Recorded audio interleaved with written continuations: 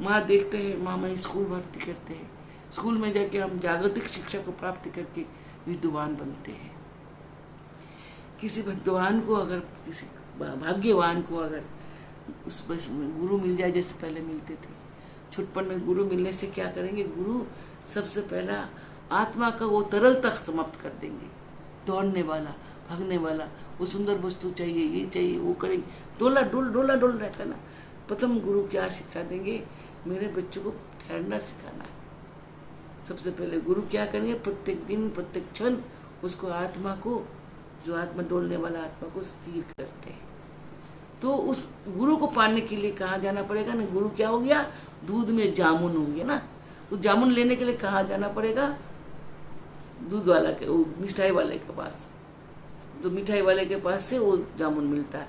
यहाँ गुरु, हमें गुरु के पास जाने पड़ेगा। गुरु मिठाई वाला है, गुरु पास जाने से गुरु मंत्र देता है।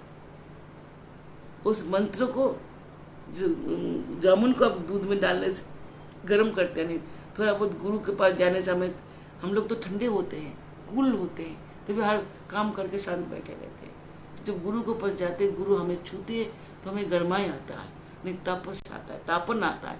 वो सत्य बात सिखाता है, वो सत्य रास्ता सिखाता है, सब सिखा रहे थे। हमारे अंदर सत्य का ज्ञान आता, सत्य ज्ञान प्रकाश है, अग्नि है, तो अग्नि से हम तपने लग जाता है। तप हुआ, अब वो तपने के बाद तो हाथ लगोगे तो तुम तो जल जाओगे। मतलब हम लोग कभी ज्ञानी बनने के बाद अहंकारी भी तो बन जाते हैं। तो उसको जब ठंडा करने के लिए आप क्या करना पड़ेगा, आप फिर जहाँ से आप जामुन लाया, जामुन को डालोगे, डाल दिया, तो क्या होगा, आस्ते आस्ते ये जो दूध है जम के जैसे दही बनता है, हमारा मन जो बहुत इंद्रिय, बहुत कामना, बहुत वासना, बहुत इच्छा, इस सब में फैला रहता है। कितना सोचो, काउंट अनकाउंटेड, तभी तो डोला डला रहता है। तो उसको चारों तरफ से वो कर देता है, अंदर करने लगता है। जैसे दही को अंदर जमने लगता है, ये भी अंदर को जमने लगता है। और जब जम के वो खंड हो जाता है, जब आप नहीं करने वाला, किसी चीज को देख के दौड़ने वाला नहीं, किसी से मन घबराना नहीं, स्थिर होता है। होने दो, है तो स्थिरता आ जाता है उसमें। ऐसे ही जब दही खरा, हम दही, दूध खरा होके दही बनता है, और दही जब खंड बन जाता है, खंड बन जाता है, नहीं हिलता। ऐसा दही भी बनता है, हमारा हमने देखा बंगाल में दही बनता है, तो ये उल्टा कर दीजिए, मिट्टी का हांडी में बनता है, और उल्टा कर दीजिए, वो गिरते नहीं है, एक बूंद पानी नहीं होता। दिल्ली उल्ली में तो हम डालते तो पानी पहले निकलता है। हंकट की तरह दही बनाता है बंगाल में, खूब दूध को उबाल लेते हैं अच्छी तरह से करके, एकदम से मोटे मोटे मलाई पड़ते। जो बंगाल वाले सुन रहे हो, आप जानते हो खट्टी दही जो होती है, मीठी दही भी जो है, उल्टा भी कर दो तो वो कभी गिरते नहीं। ऐसे ही दही जैसा मन जब भक्तों का एकदम खंडित हो जाता है, गुरु में स्थिर हो जाता है, प्रकाश के अंदर से प्रकाश को देखने लग जाता है, आनंद विभोर होने लगता है, तब जैसा वहाँ पर गृहस्थ जो माँ होता है, माँ उसको एक बिलोई से करते, बिलोई हम लोग जैसा बिलोई को अंदर रस्सी बांधा और एक जगह में उसको खड़ा करके अपने पैर से पकड़ा ऐसा करके, और उसको ऐसा ऐसा करके झूल झूल के उसको मारते रहता है। जैसे माँ हमें प्यार करते हैं उसी तरह से, तो उसमें से जो नवनीत मक्खन निकल आता है। यह आत्मा जब स्थिर हो जाता है तो गुरु उसको ऐसा ही अपने प्रेम से, कर्म का दंडी, हम जो कर्म कर रखा है, कर्म करते हैं, कर्म का दंडी होता है वो, और प्रेम जो हमारे अंदर है, ये दो ही महत्व है, कर्म और प्रेम। इससे आदमी सुधर सकता है और किसी से नहीं। वो प्रेम रस्सी बन जाता है, बंधन है कि रस्सी से हम बांधते सब चीज को, रस्सी को भी बांध बांध के रस्सी बनाते हैं। बंधन से बंधन होता है, बंधन, सारा बंधन एकत्रित होने से प्रेम पैदा होता है। तो प्रेम और कर्मों से उसको बना के, आत्मा को पकड़ के गुरु जो है ना, बिलोते हमें, बिलो के नवनीत को बाहर ले आता है। सोचो, नवनीत मतलब सबसे टेस्टी, बहुत टेस्टी, ननी जैसा टेस्टी कोई नहीं है। भगवान ने हमें से ननी खाते थे, ननी अर्थात हमारा आत्माओं को, हमारा आत्मा कर्मों को, हमारा आत्मा के हर चीज को स्वयं श्री कृष्ण प्रेम से चाट चाट के हमें मुक्ति को देना। उनका ननी खाना, आत्मा को मुक्ति देना एक ही शब्द है। तो ऐसा जब ननी बाहर जो वो आता है, ननी बाहर आता है, सफेद मक्खन जिसे बोलते हैं, तो मक्खन जब बाहर आता है नवनीत ननी, तो उस नवनीत का बहुत टेस्ट होता है। मतलब आदमी जब ज्ञानी बन जाता है, थोड़ा बहुत पढ़ के लिख के, कोई साइंटिस्ट, कोई डॉक्टर, कोई कुछ, वो अपने ज्ञान के अंदर दुनिया को नापने लगता है और अपने ज्ञान के भीतर सबको ले आता है। डॉक्टर सोचता है उसका विद्या श्रेष्ठ है, इंजीनियर समझता है उसका विद्या श्रेष्ठ है, पापी सोचता है मेरा पापी श्रेष्ठ है। हर व्यक्ति अपने व्यक्तित्व, अपने शिक्षा के अंदर हर कुछ को भर के उसी तरह से देखने लग जाता है। इसका मतलब अहंकार, जो पा तो गया वो सुंदर हो गया, स्वादिष्ट हो गया, लेकिन उसका अहंकार पीछा नहीं छोड़ता। मैं सब कुछ हूँ, मैं मेरे अंदर, उसी में फिर वो पटक रहता है। मक्खन में जो अंदर छाछ होता है वो बनाया हुआ है। तब माई और उससे भी प्योर करने के लिए माँ भी तो प्रथम गुरु है। पेट में हमें पाल पोस के, हमारे को शिक्षा दीक्षा दे के पेट से ही तैयार करते हैं, और गुरु उससे पहले आत्मा को तैयार करता, फिर पेट में डालते माई का, फिर उस कर्म करने के लिए छोड़ते। जहाँ पर माई बाप और पूरा परिवार रहता है उनको उसमें छोड़ के उसमें से भी निकालता है, जैसे मक्खन को निकाला ऐसा। फिर गुरु जो है, माई जो है उसको घी बना लेता है, उसमें से छाछ को निकाल दे, घी को निकाल के दवा, उसे औषधि बनाए, उसे खाना बनाए, उसे जो इच्छा कर सकता है हवन कर दे और छाछ को निकाल देता है। ऐसे ही गुरु जो है हमारे मन के अंदर का अहंकार को छाछ की तरह निकाल देते हैं, हमें घृत बनाते हैं, स्वयं उससे यज्ञ करते हैं, स्वयं उस औषधि बनाते हैं। जो उसके पास अपुष्टि कराता है उसे पुष्टि देते हैं। हर कुछ गुरु तब उस घी से करते हैं। उस घी को जो दूध कल का रखा हुआ है उसमें दोबारा डाल दीजिए, कितना उबाल लीजिए, कितना कुछ कर लीजिए, वो घी उस दूध में दोबारा प्रवेश नहीं कर सकता ना। उस घी जो अलग है वो अपना अलग अस्तित्व बना के रखता है, वो कभी उस दूध में नहीं मिल सकता। दूध कितना उबाल लो, ऐसे ही उसको नाली में डाल दो, गंदगी भी उसको नहीं निकलता, वो अपने अस्तित्व बनाए रखेगा। समुद्र में डाल दो वो ऐसे ही रहेगा, कहीं भी डाल दो वो अपने को, उसको कोई मिला नहीं सकता है।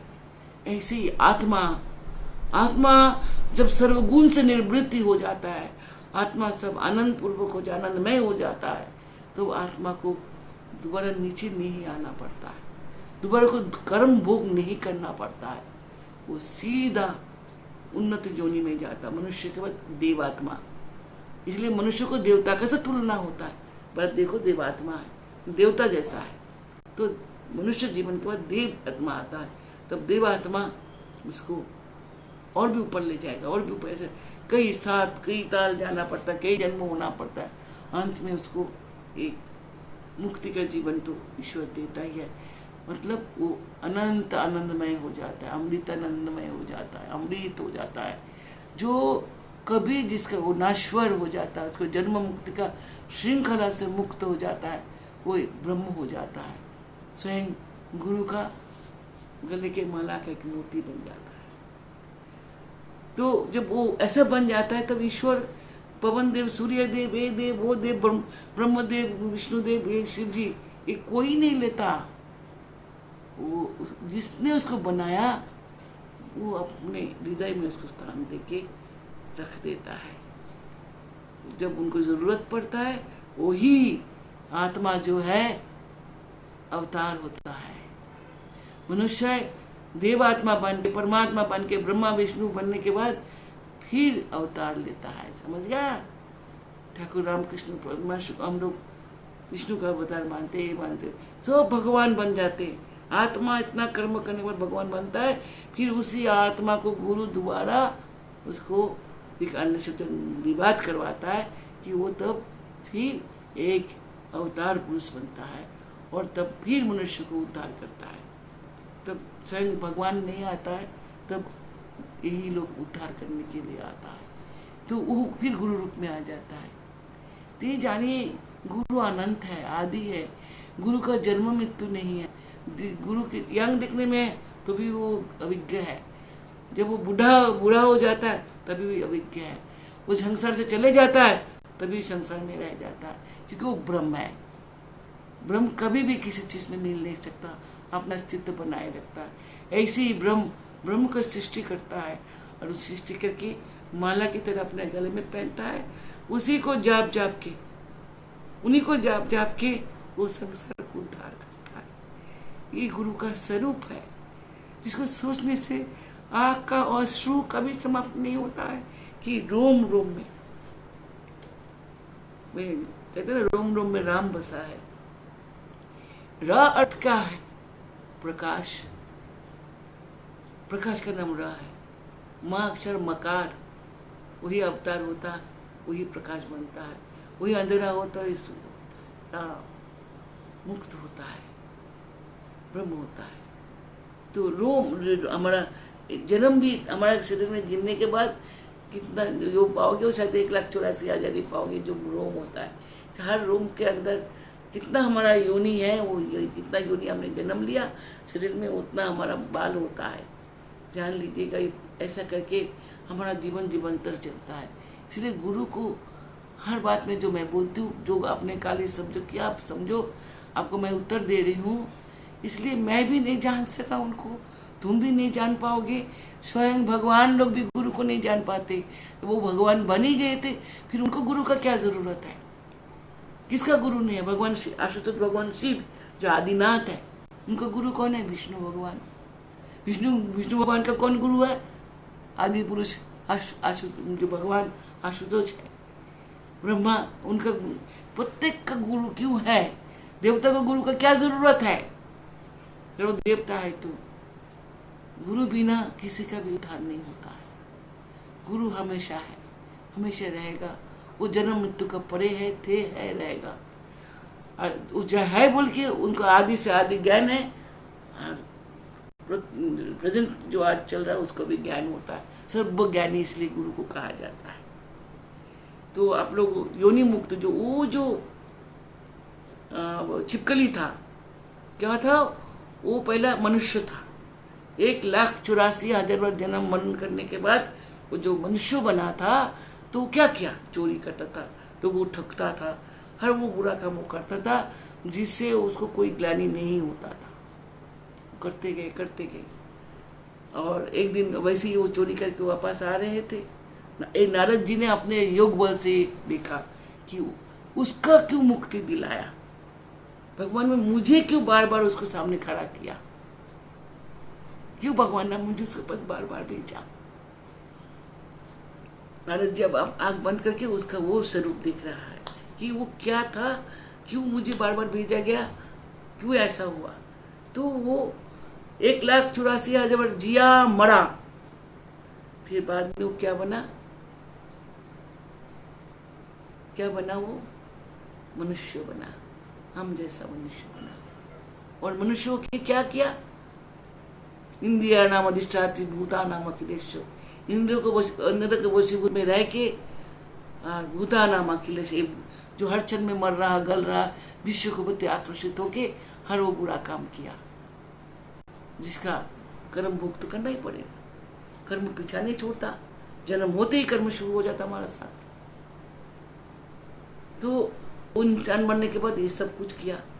तो एक दिन चोरी करके, जो अब यहाँ इसको हम लोग को बता ही चुके, चोरी करके वापस आने लगा तो देखा वो अंदर कोई आग जल रहा, तो उसको ठंड लगने लगा।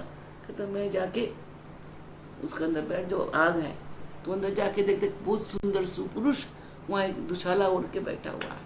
तो उनको पास में जाके चुपके से बैठ जाता है।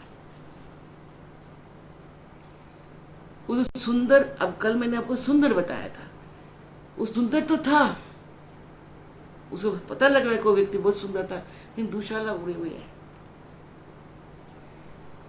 एकदम पर हाथ पैर ढके हुए, वैसे बताया था आप लोगों को। तो उनके पास बैठ गया, रात गुजार लिया, तो अपने कहानी सुनाया, उनका कहानी सुना। सुबह होने लगा तो वो जाना चाहते थे, तो अचानक देखा उसको, सारा तो खुले थे ना, थोड़ा कपड़ा पहन के चोरी करने जाता, कई लोग तेल मोल के, काली मोल के भी जाता है, तो ठंड लगने लगा। तो पुरुष ने अपने शरीर से अपना दुशाला उठा के उसको ऊपर डाल दिया। जब उसको ऊपर डाल दिया तो देखा उस पुरुष का शरीर में कुष्ठ, बहुत बीमार है, अंदर सारा चाल पल निकला हुआ है। और कहता मुझे जाना है, पूजा पाठ करेंगे जाके, उस अवस्था में भी ईश्वर का नाम लेंगे, ऐसा आभास उसको दिया।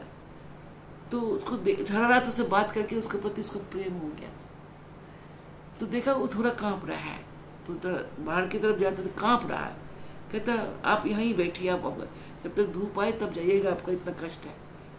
तो कहता मेरे को तो अभी भी जाना ही था किसी भी हालत में, मैं तो चोर हूँ, बहुत देर तक यहाँ बैठ नहीं रह सकता, तो मुझे तो पकड़ लेंगे सिपाही आके।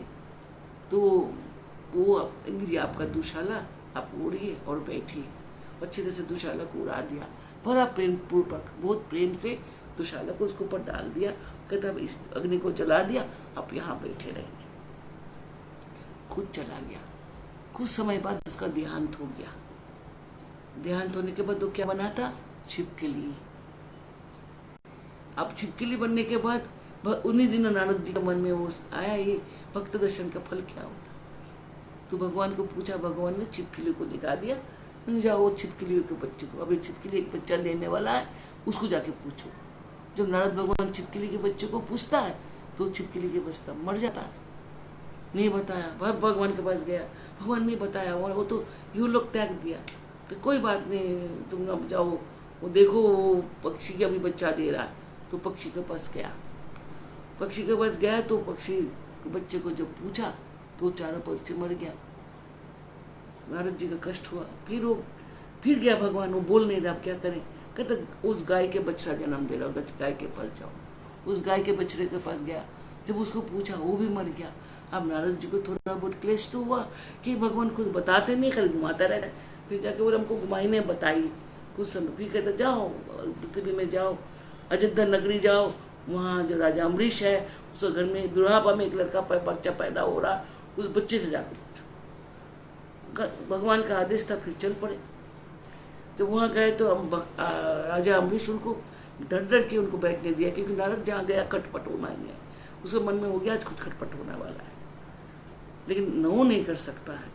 इसलिए आपके घर में कभी कोई ब्राह्मण आए, कोई देवात्मा परमात्मा आए, कभी उसको अपमान नहीं करना चाहिए। उसको मानसिक स्थान पर बैठा के, आजकल वो नियम तो नहीं है, प्रचलन धुलाया जाता है, पानी मीठा पानी दिया जाता है, ठंडा पानी दिया जाता है और कुछ खाने को दिया जाता है। फिर उससे पूछते हैं आपका आने का कारण क्या है।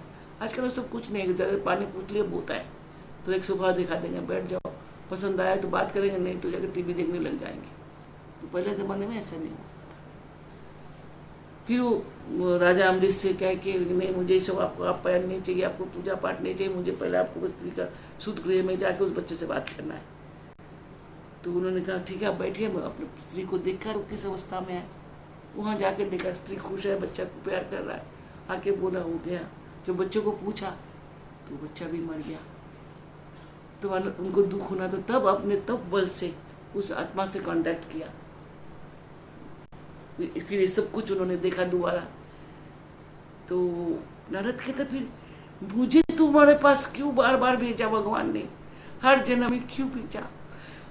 मैं तुम सर्प हुआ तो सर्प में भेज दिया, तुम मुक्त जनी में गया तो भेज दिया, तुम श्रेष्ठ जनी में गया तो भेज दिया, तुम श्रेष्ठ से श्रेष्ठतम जनी पे गया, राजा जो ईश्वर का प्रतिनिधि करता है, जिसके पास दान करने का है, जिसको पुण्य करने का है, माता पिता का सेवा करने का सुविधा है, प्रजा का सेवा करने का सुविधा है, देवताओं को सेवा करने का है, परम धर्मात्मा को करने का सुविधा है।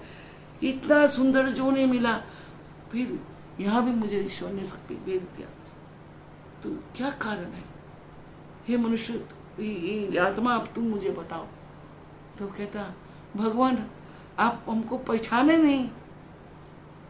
कहता नहीं मैं पहचाना। मैं कहता 1,84 भोगा, 1,84 हजार योनि भोगने के बाद मैं जब मनुष्य बना था, आपने मुझे एक शब्द कान पे दिया था, आपका गुरु मंत्र। आप मेरे गुरु थे, आप ही मेरे गुरु थे, और आप ही मेरे दाता हो, मेरे जन्मदाता हो, मेरे जन्मों का कारण तो आप ही हो। मैंने कभी एक बार बोल दिया था वो हाँ वो मंत्र को, माँ बाप ने चाहा था मैं शायद गुरु मंत्र लेने से मैं शुद्ध हो जाऊँ, मेरी आत्मा शुद्ध हो जाए, इसलिए गुरु माँ बाप ने हमें जोर जबरदस्ती आपसे मंत्र दिलाया था। एक आध बार मैंने वो मंत्र बोला था, और उस दिन जब मैं चोरी करके वापस आया था, उस विष्णु जी के मंत्र वो मंत्र दिए थे, भक्ति मार के थे। जब मैं वापस आया था उस दिन उस गुफा में बैठा हुआ था, तो जो सोम्भ व्यक्ति था, वो जो रोगग्रस्त व्यक्ति था, जो ढक के रखा था अपने कष्ट को, अपने रोग को ढक के, सुंदरता को, कल मुंह अच्छा था तो मुंह खोल के रखा था। मैं रात भर उनका संग बैठी रही, उन्होंने एक बार भी मुझे एहसास नहीं होने दिया कि वो अस्वस्थ है, रोगी है।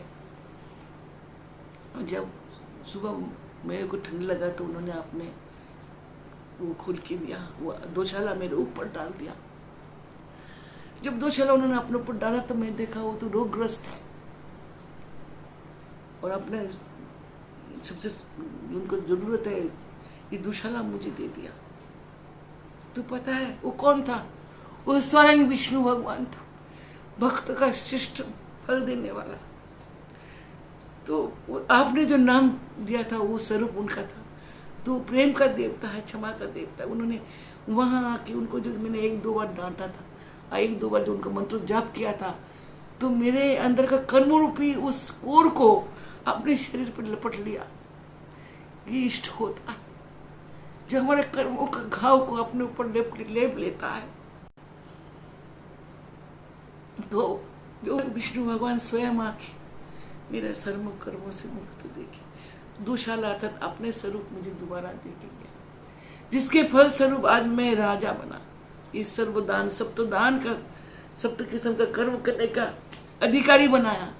लेकिन उसी भगवान ने मुझे, उनके पास मैं इतना प्रिय हो गया एक बार उनका नाम लेने से, दो बार नाम लेने से, कि उन्होंने मुझे अपने पास कैलाश अपने वैकुंठ में बुला रहे हैं। मैं आपसे पहले आपका वैकुंठ जाना था कि आपने मुझे बुला लिया। आप गुरु है, आपका आज्ञा मानना मेरा धर्म बनता था। इसलिए मैं आपको, मुझे मालूम था आपको प्रश्न आप मुझे पूछेंगे, आप मुझे बताना है। तो आपने जो शिक्षा मुझे मंत्र स्वरूप दिए थे, वो शिक्षा का स्वरूप ये ज्ञान है। ये मैं आपको ज्ञान कराने के लिए बोल रहा हूँ। आप तो स्वयं जानते हैं आप कौन है और मैं कौन हूँ।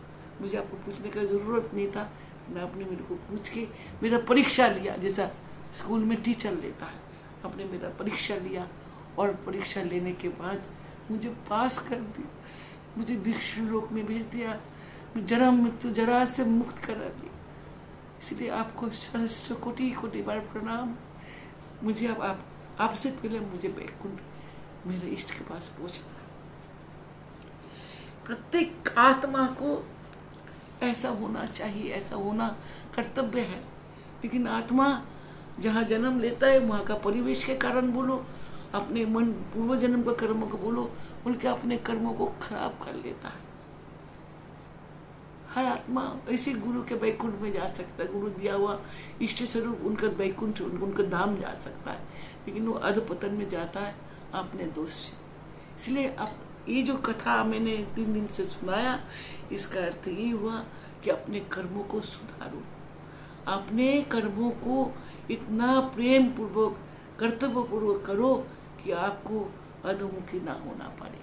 ये शब्द मैं नहीं कह रहा हूँ, हर गुरु अपने शिष्यों से बोलता है, हर ज्ञानी हर अज्ञानी से बोलता है। माता पिता जिस कर्म रूपी संतान को जन्म देता है, बिल्कुल माँ का कर्म भी, माता पिता का कर्म भी संतान होता है। कोई अच्छा कोई बुरा कोई कुछ जो होता है, माँ बाप जो रोते रहते वो कारण उनका ही कर्म होता है। उसको ऐसे ही माँ वैसे बाप ऐसे परिवेश मिलता है, तो उस कर्म को माँ बाप को भी भोगना पड़ता है। देखिए एक बात को जानो, यहाँ भाग के जाने का रास्ता नहीं है कि एक ऐसा जेल है, ऐसा सजा है जो कर्म जैसा करेंगे कर्म को भोग करना पड़ेगा। अपने कर्मों को अगर आप बैठ के देखो, इसे सहज योग जो मैं परसों कहते छोड़ा था, सहज योग मतलब आप सोने के लिए जब जाता हो, निद्रा को सही योग बोलता है। जब उसको निद्रा आता है, वो कितना ज्ञानी है, कितना पुण्यात्मा, कितना कुछ हो, वो करेगा ही करेगा। वो जब करता होगा तो करेगा, वो अध्ययन करता होगा तो करेगा, काम करता हो तो छोड़ के करेगा, करते कि नहीं। तो इसलिए निंद्रा आने के समय उसको कोई जो कामना वासना कुछ काम नहीं करता, तो नींद पूरा करता है, फिर हाथ पैर खोलता है, फिर काम करने लगता है। ऐसे ही होता है। सहज योग सहज होता है, कठिन नहीं होता है। इसलिए हम लोग सोते वक्त कहते हैं वो शवासन में सो। हिंदू धर्म में चित कई बार बोलते ना ऐसा मरने के बाद इसलिए शवासन में छोड़ दिया जाता है कि वो एकदम शरीर छोड़ देता है, कोई उसमें संघात सत्ता नहीं रहता है। तो उसमें हम लोग कहते हैं ज्ञान मुद्रा लगा लो। उस दिन ज्ञान मुद्रा के बारे में बोला था। तो जब सो सीधा होके सो के ज्ञान मुद्रा में आप थोड़ा देर जाप करो, नींद आते आते भी जितना भी जप कर सकते हो जाप करो, ध्यान करो, किसी देवता का किसी का एक जने का अंदर ध्यान को लगा लो। कुछ नहीं आता हो तो मैंने कहा था 100, 99, 98, 97, 96 करके संख्या ही गिन लो, लेकिन मन को एक में स्थिर करो और आपको नींद आ ही रहे थे, आप सो जाओगे। आपका इंद्रिय जो आपको तंग करता है, जो आपको पाप कर्म कराता है, अच्छा भी कराता है बुरा भी कराता, वो भी सो जाता आपके साथ, यानी आपका चैतन्य जग जाता है और आपका कर्म जो हमारा पार्थिव शरीर है ये तो सो जाता है पूरी तरह से। इसका कोई इंद्रिय कोई कुछ बोध काम नहीं करता, खाली इंद्रिय जो हमारा जो चैतन्य है ब्रह्म है वो जगह रहता है। और तब वो उसी जो मंत्र को बोलते हुए अब सो रहे थे उसी को टेक ओवर कर लेता है और आत्मा ही बोलो तो वो जाप करते रहता है। जब सुबह उठ के देखिए आप जाप करता मिलेगा आपको, यानी आपने 12 घंटा जो काम किया दौड़ता भागता रहा तो 6 घंटा, 12 क्यों ज़्यादा ही हो गया, और 6 घंटा अगर आप सोते हो 7 घंटा सोते हो तो आपको साधना पूरा हो गया, निद्रा में आपको साधना हो गया। इसे सही योग बोलता है। जब मनुष्य के पास कोई समय नहीं होता पूजा पाठ जाप पूर्ण करने के लिए, तब हम लोग कहते हैं आप क्रिया योग में प्रवेश करो, एक को चयन कर लो क्या है और उसको आँख बंद करके सोते सोते ज्ञान मुद्रा में जाप करना शुरू कर दो। अपने आप तुम पलट जाओगे, उलट जाओगे, कुछ भी होगा, लेकिन आपका जो चैतन्य तब तक उसे टेक ओवर कर लेता है और वो भी जापने लगता है। तो उसको भी सात्विक जीवन साधना हो जाता है। और तुम्हारा जो पार्थिव शरीर जो जीवन मरने और जीने वाला शरीर है, ये जो आपको ये शरीर है मनुष्य शरीर है, ये आपको उसको सहयोगी बन के आसन बन के कैसा भी करके वो आपको जाप करा के आपको जो जाप नहीं होता साधन वजन नहीं होता वो पूरा कर देता है। बाकी प्रेम करिए, प्रेम तो करते जैसे स्त्री को प्रेम करते बच्चों को प्रेम करता है, ऐसा जगत को भी प्रेम दृष्टि में देख लो तो देखो कोई पराया नहीं कोई अपना नहीं, सबके सब हम है वो हमारा साथ है। प्रेम करने वाले को जैसे आपका पति पत्नी है वो आपको प्रेम करता है बोल के आप उसको प्रेम करते हो, ऐसे पति प्रेम करता है बोल के पत्नी प्रेम करता है। और पति पत्नी के प्रेम से जो बच्चा आता है, जो माता पिता मिलकर प्रेम करता है तो वो प्रेमी बनता है। तो प्रेम ऐसे ही होता है, ऐसे ही चलता है। और प्रेम से जिसको प्रेम किया जाता है उसको मारा नहीं जाता, पीटा नहीं जाता, भूखा नहीं रख सकते, उसका हर काम कर देते हो। वो पखाना करता धो देते हो, उसको अच्छा काम करके पढ़ लिख के वो लाता सेल लाता तो उससे खुश हो जाते हो, तो उसका हर काम में आप खुश हो तो आनंद लेते हो। ऐसे ही तो प्रेम से सब सृष्टि होता है। तो ये दो जो हमने बताया प्रेम और कर्म, ये आपका साथ है। इसमें से दोनों को पहचानो कि दोनों रात और दिन है, दोनों ही चरित्र है। मैंने उस दिन एक दिन सत्संग में कहा था कि संसार में कोई जात पात नहीं है, सब मनुष्य को बनाया हुआ है। दो ही जात है, एक नारी एक पुरुष, इनको मिलन से एक सृष्टि होता, सृष्टि के दोनों प्रेम करता है, एक जीवन सृष्टि होता, वो जीवन भी प्रेमी बनता है। तो इसे प्रेम का श्रृंखला कड़ी की तरह चलता रहता है, ये कभी समाप्त नहीं हो सकता। जब से संसार चलेगा यही नियम से चलेगा, कोई जात पात नहीं है, माँ और बेटा सब कुछ दो है। इसलिए कर्म भी ऐसा जन्म भी है, सब दो के साथ घिरा हुआ है। दो जब ऐसा होता शून्य हो जाता। 10 चक्र में भगवान बुद्ध जब 10 का ज्ञान आता है तो वो भूत बन जाता, मतलब ना जीना ना मरना एक अद्भुत अवस्था में वो चले जाता, शाश्वत। तो जीवन को शाश्वत करने का चेष्टा करो, उससे आप लोग अच्छा। कोटा बजे टाइम हो गया 6 घंटा, कोटा बजे 10:25। ठीक है। आज आपका सत्संग में जीवन निकल, आज का टाइम निकल गया, क्योंकि मुझे ये प्रश्न सब लोगों का था कि जल्दी बताइए ये भक्त दर्शन का फल। तो भक्त दर्शन का फल आपने सुना, इसको उसको अच्छी तरह मंथन कर डालो, खूब मंथन करो। ये फिर दही वो पहले उबालना, थोड़ा ध्यान करने से जाप जैसा हो जाएगा, ज्ञान आने लगेगा, कई ज्ञान आएगा, कोई अंदर का बहुत ज्ञान नारी खुल जाएंगे, तपस्या हो गया। फिर गुरु का दिया नाम जपो तो मन शांत हो जाएंगे, फिर खंडित हो जाएंगे, फिर उसको ऐसे ही भी लो, उसमें नवनीत निकलेगा, वही नवनीत तीर्थ से तपाओ तो फिर घृत बन जाएगा। विरोधों से यज्ञ करो, औषधि बनाओ या घर में खाओ, तो तुम्हारा हर काम में लग जाएगा। ठीक है, आज यहीं पर समाप्त करते हैं, कल फिर बोलेंगे। कल वाला ये भी बहुत ही सुंदर कथा आप लोगों को सुनाएंगे, साप्ताहिक से सुना देंगे आप लोगों को। उससे जिसे आप लोग को अच्छा लगे तो वो कथा सुनने के बाद मनुष्य को पाप नाश होता है। हमारा काम तो, मेरा चेष्टा तो ये रहेगा, पाप क्या जो अकर्म कर रखे हो उस अकर्म को समाप्ति हो बेटा। तो मैं आप सबको अब पुनः आशीर्वाद देती हूँ, मन भर के आशीर्वाद देती हूँ। जो सुन रहा हूँ, देख रहा हूँ, उससे चिंतित तो हूँ आप सब लोगों के लिए। मेरे सब बच्चों को सद्ज्ञान दे प्रभु परमात्मा माई मेरी, ताकि मेरे बच्चों को किसी को कोई कष्ट ना हो, दीर्घायु बना रहे। और आज जो कथा उन लोगों को मैंने सुना है, इस कथा का फल, सुनने का फल ये अनंत माना जाता है। ये विष्णु पुराण, विष्णु नारद संबंध में ये महा कथा है। इस कथा से आत्मा का उपलब्ध होता है, आत्मा को शांति मिलता है, आत्मा को चैतन्य आते हैं। इसलिए अगर ये बात सच है, ईश्वर ने बोला है तो सच ही होगा, मनुष्य ने तो बोला नहीं। तो आप सब में ऐसे भाव आए, आप लोग सब खुश रहो, ठीक रहो, सब परिवार इकट्ठे होके आप लोगों का आनंद बना रहे। ये आशीर्वाद देके सबको मैं आज का पुनः सत्संग का समाप्ति करके आशीर्वाद देता हूँ। जय गुरु, जय गुरु, जय गुरु, जय माँ, जय माँ। हरि ओम तत्सत, हरि ओम तत्सत, हरि ओम तत्सत।